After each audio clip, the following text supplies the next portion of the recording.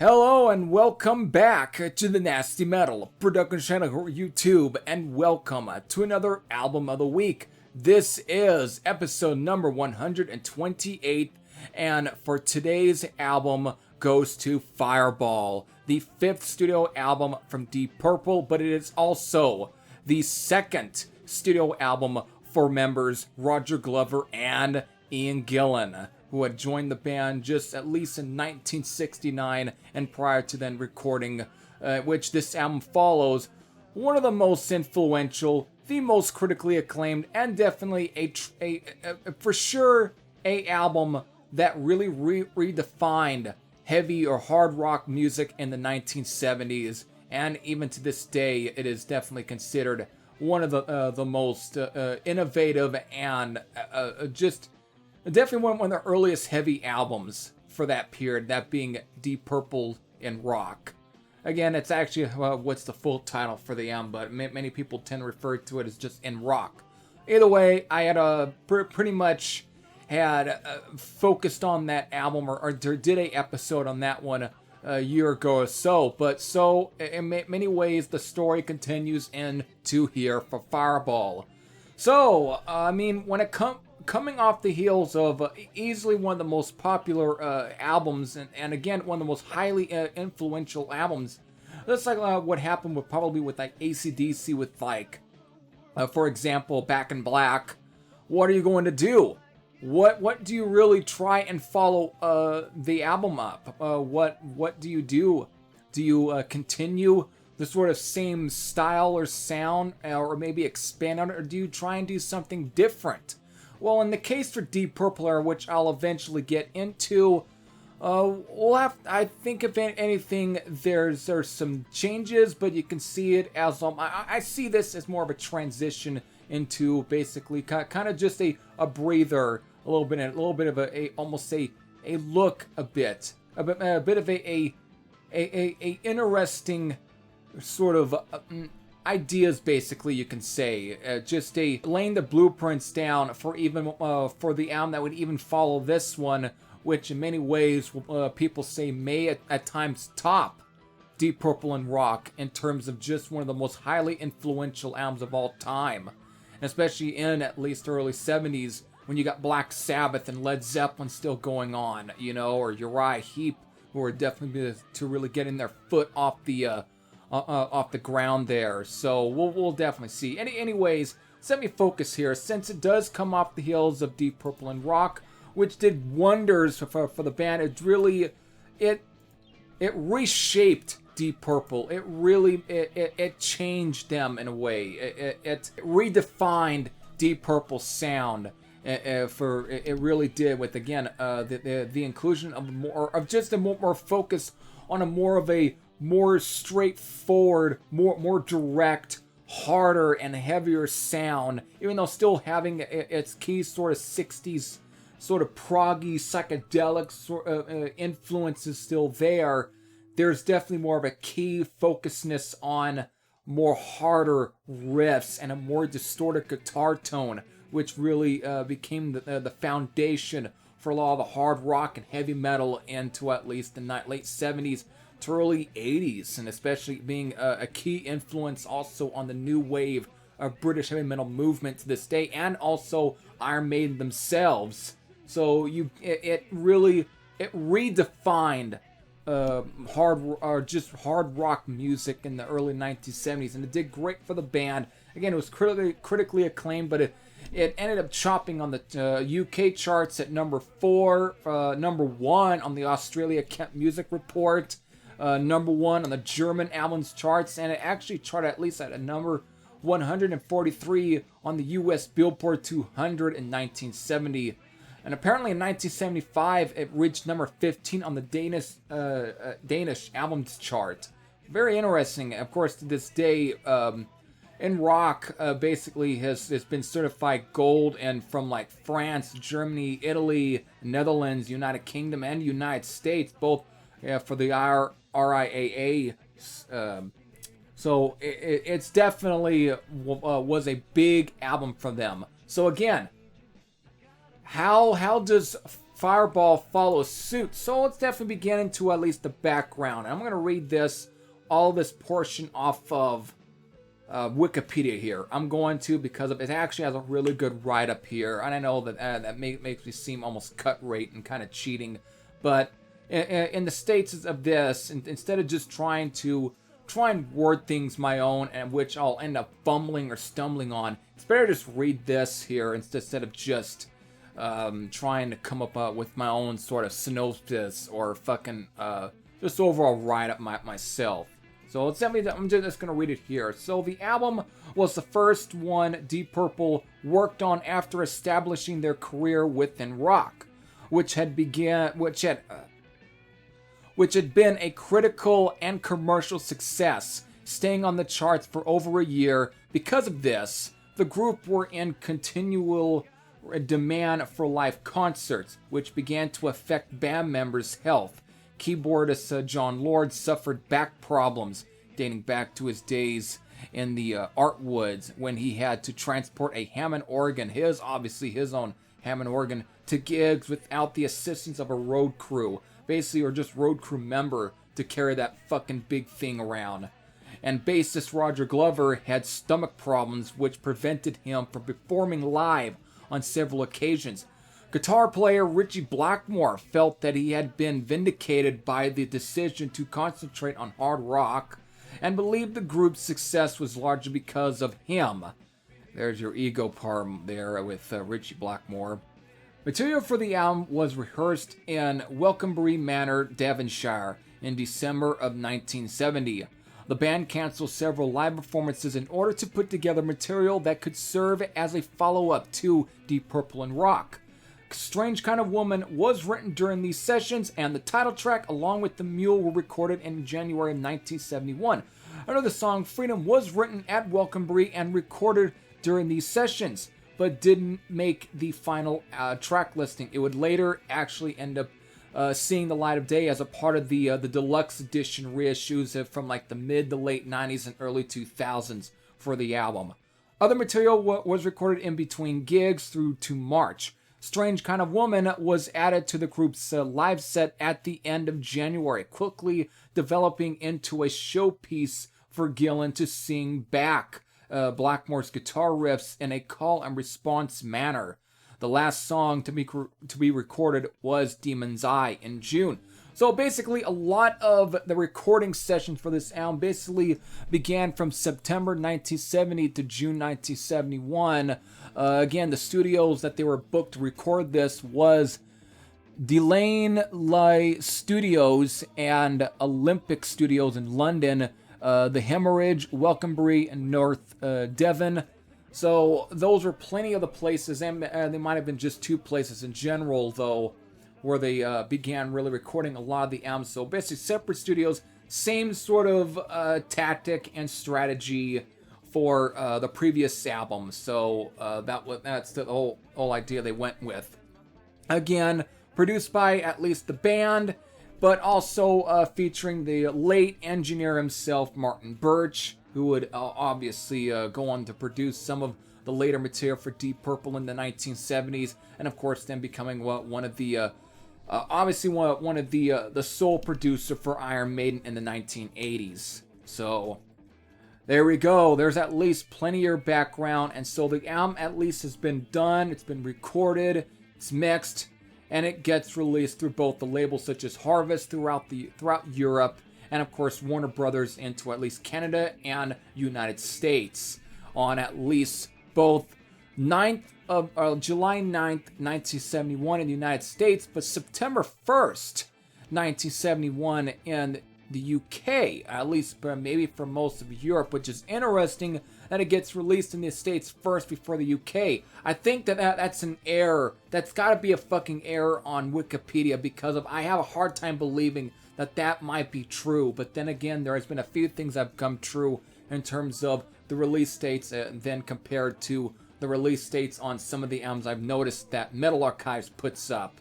So there might be truth to this, but this might be the first time where I find it to be very hard to believe that an album, especially for a UK band, releases an album in a country that is where they're not really from first before an album in at least the UK. It's not. And again, I think the bands did that within Japan, but I don't know how much that was very, very much. I mean, Whitesnake with at least the Live at Hammersmith album that was recorded in 1978 was released in Japan first, apparently, but eventually making its way. But that's just bullshit facts right now. That is just bullshit facts. So that's about it. There you go. There's at least your information. So let's definitely get into the track listing for the album itself. So, since they obviously chose whatever that they thought was the best song for this album, which is basically the best 7 songs, same sort of track listing number as with Deep Purple and Rock. So these 7 songs begins with the title track, No No No, Demon's Eye, Anyone's Daughter, The Mule, Fools, and then finally ending with No One Came. So there's your 7 songs. And I know there's plenty of like singles and B-sides that were released basically during the album. Again, featuring some songs that didn't make the cut, like Strange Kind of Woman, with the B-side being I Am Alone, which again was both, again, songs that were all recorded during the sessions but didn't really make the album, but they were all released as a single. So basically, they did a very similar thing with like the song Black Knight, basically off the previous album. But still, with Fireball, I think contained a B-side too, maybe at one point. But for the most part, there was some songs that didn't make the album. Again, the song Freedom was mentioned, but a song like Slow Train also didn't get mentioned, but it is a track that was obviously recorded for the album and during the album sessions, but eventually ended up seeing the light of day as part of the 25th anniversary deluxe edition releases for the album. So there we go.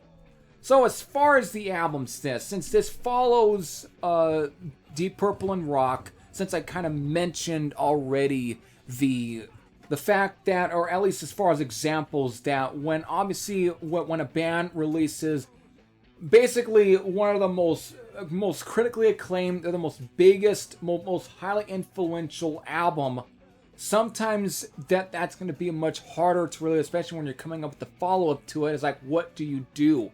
Do you try and continue the sort of style of at least that album, basically almost trying to make, I guess here, the same album, or do you try and do something different?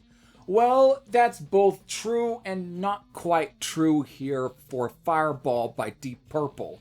Again, this is the second album for at least Ian Gillan and Rodger Glover in Deep Purple, so it's definitely going to have a similar feel. I mean, it's very similar in many ways. I mean, with songs like Fireball, which is actually even heavier than some of the stuff off the first Deep Purple and Rock, because of this one right here, definitely you can see as being one of the blueprints, or laying the foundations for a lot of like the speed metal genres, and especially metal and the new wave or bridge heavy metal bands too, because this song right here is a fiery track for 1971.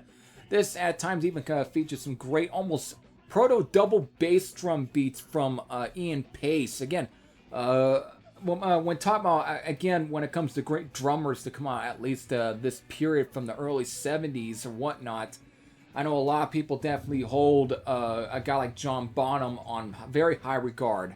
But Ian Pace, I think at times is maybe a lot more technically gifted, and even more just as hard hitting, because this guy Ian Pace is definitely up there as one of the best rock drummers. This guy is just a powerhouse, and with the song like Fireball, he is an absolute fucking powerhouse on a track like that, especially for most of the songs on here. But this is just a great way to kick off the album. Again, many people cite that Speed King is one of the first speed metal songs, but compared to Fireball, this song to me is one of the earliest and first speed metal songs, because it's a ripper of a track. And again, with the sort of guitar riffing and the energy, I think to me, Speed King doesn't quite compare to Fireball. Again, Speed King, because again, probably the word speed is in it, and it might be the more highly regarded track But Fireball, I think, is a lot more the perfect example of a really early speed metal song. To even such to where Raven ended up actually covering this song, and it was perfect for them because you can hear the influence and the impact that a song like this had on me, like bands like Raven and even at times Iron Maiden, whatnot. You know, you can hear the influences. It's definitely a early track, even like Anvil maybe, or Accept. This is definitely a early sort of speed metal track, and it is perfect for this. So it's a great way to kick off the album. But right from there, you go into more mid-pace, more bluesier style riffs with like No No No. Demon's Eye also has a very cool. This one again, you can tell that they're starting to continue the same, at least the same formula and style of Deep Purple and rock, though it's not nearly as fast, not nearly as heavy, but it still has a heaviness. There's still no denying that. It still has a very hard feel going. It's still very rocks, but it's not nearly as. Still, you can tell that it's definitely continuing the sort of same direction of Deep Purple and rock, but you can kind of hear also the sort of hints too to what was going to come next, which is where this album is sandwiched in between. But still, it's another. These are both two great songs. I have no desire though to hear Yngwie Malmsteen's cover of it because I know he probably fucking butchers this song, because again, it is one of the more classic songs off the album, along with I think with the very underappreciated No No No. That's about it. Anyone's Daughter is just a straight up very humorous kind of track. It's almost I've seen very country like, but it's still very British in its own right. So it's very humorous, and it's definitely one of those where you're not really supposed to take serious. Obviously, again, it's been probably definitely one of Ian Gillan's more signature tongue-in-cheek kind of style. It's this is the stuff you expect to hear from Ian Gillan, especially if you're familiar with a lot of the albums he released under the band Gillan in the 1980s. So it's definitely the overall lyricalized stuff. It is definitely straight up Ian Gillan through and through. Still fun, but it's definitely one of the more, I guess you can say one of the least most impressive songs off the album. But it's again for in between obviously 6 of its more powerful tracks.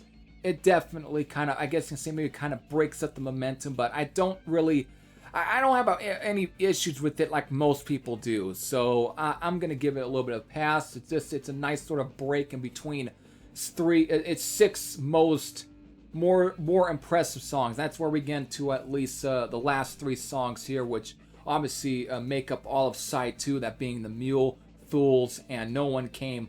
The Mule is just a great sort of straight up rocker. It's actually, again, along with A Strange Kind of Woman, that actually made it onto Made in Japan.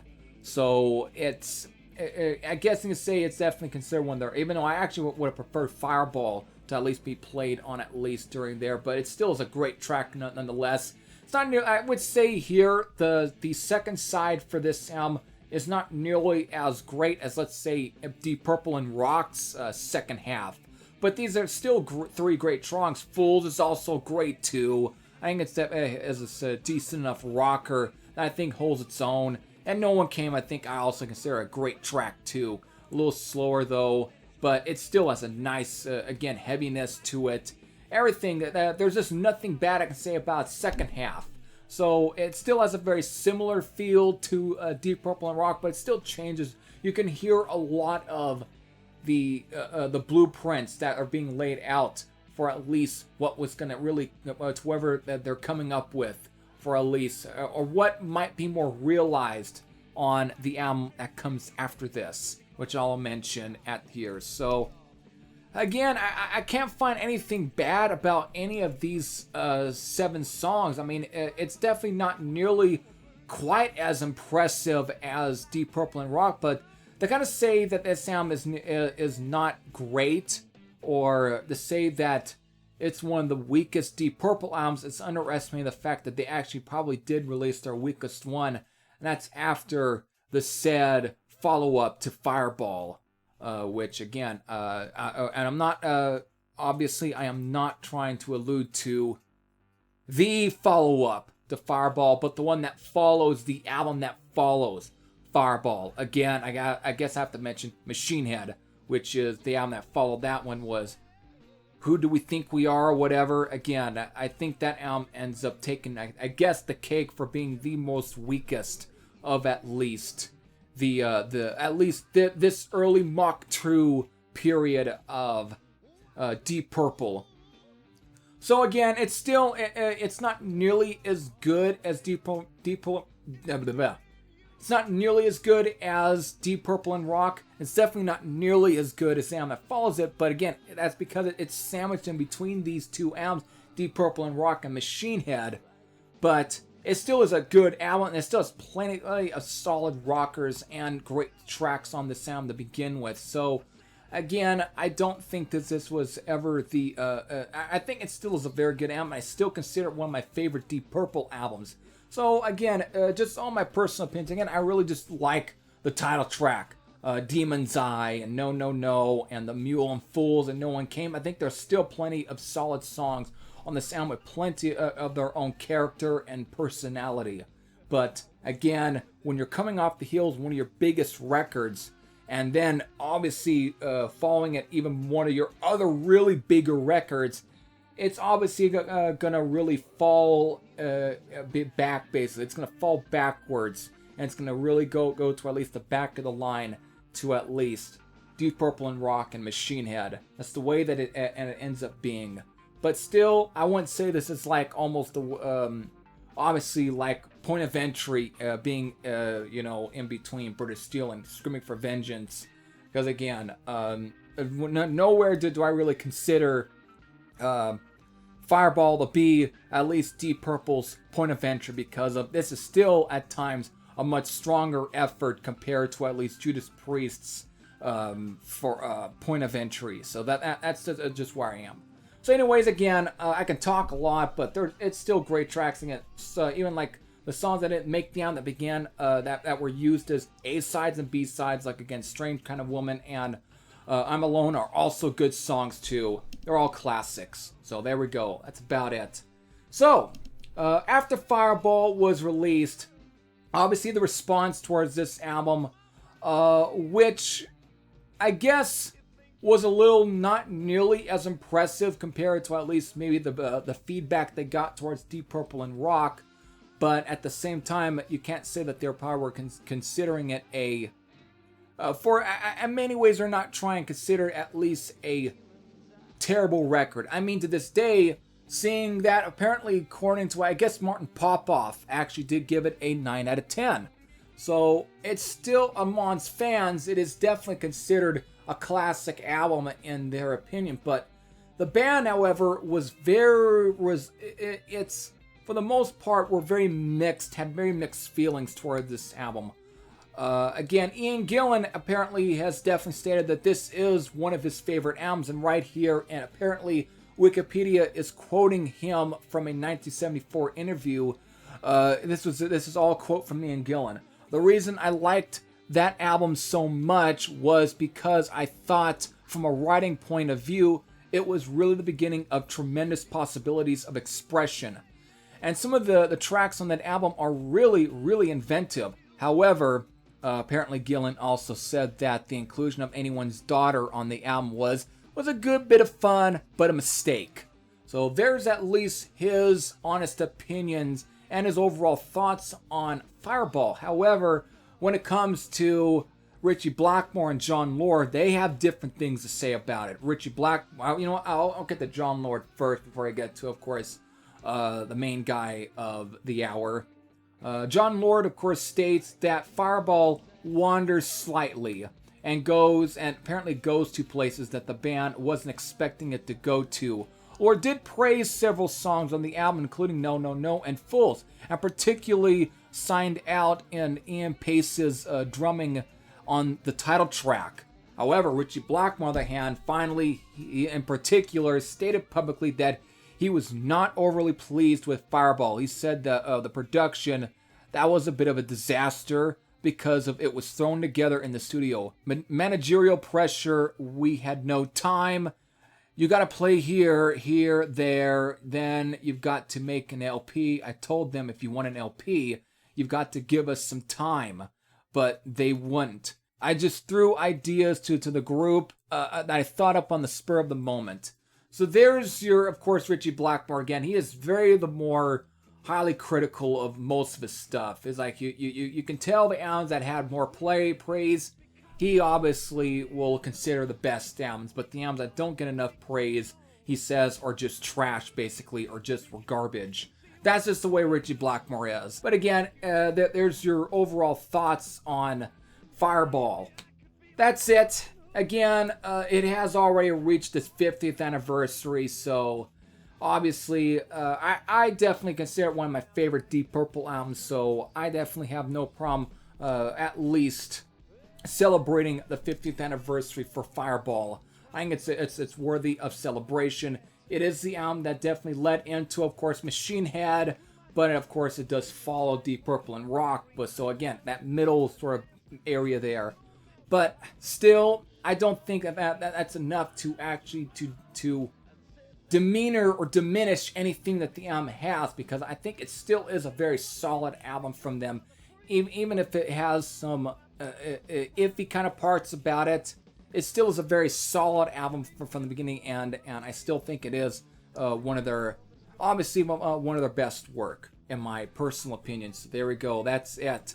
And again, for all of you who've got any sort of personal thoughts on this album, again, for those who might have grew up or were there when this album was released, and again, if you have any sort of thoughts about that period, or your overall thoughts on the album when it first came out, you can leave them in the comment section below. Whether it be positive or negative, you can leave them. But if you weren't there when it at least came out, but you end up discovering the album afterwards or whatnot, or especially when you start at least maybe getting more into music as you grew up into the 1980s and you went and listened to this album, or your thoughts then, again, whether it be positive or negative, you can leave them in the comment section below. If you just discovered this album within the fucking 90s or the 2000s, whatnot, again, whether that be positive or negative, you can leave them in the comment section below. But if you haven't heard this album, I guess of the three classic albums, I would say this might be the last one you probably should at least check out. At least if you're going from the trinity of classics, being Deep Purple and Rock,